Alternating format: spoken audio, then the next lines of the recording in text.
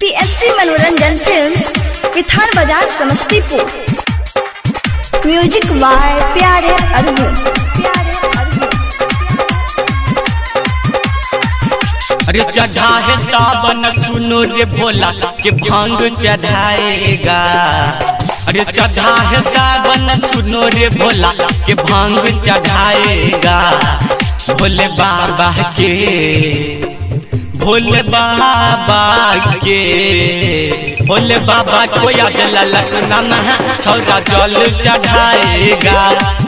भोले बाबा को आज मनटुना महा छौरा जल चढ़ाएगा। अरे चढ़ा है सावन सुनो रे भोला के भांग चढ़ाएगा। अरे चढ़ा है सावन सुनो रे भोला के भांग चढ़ाएगा। भोले बाबा के भोले बाबा को आज ललटना छौरा जल चढ़ाएगा। भोले बाबा को आज मनटुना महा छौरा जल चढ़ाएगा। डीजे अंगराज बाबू, विधान बाजार समस्तीपुर,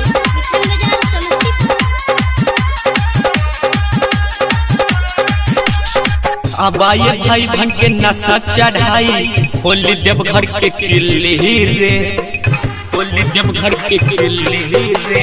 अरे अब आइए भाई बन के नशा चढ़ाई होली देवघर के किले रे। लुटो रे माजा पी के गांजा भैया बारे दिल्ली रे।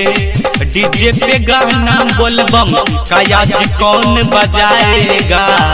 डीजे पे गाना सावन भर आज कौन बजाएगा। भोले बाबा के भोले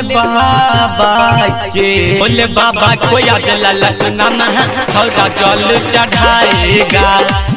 भोले बाबा को आज मनटुना महा छौरा जल चढ़ाएगा, जल चढ़ाएगा।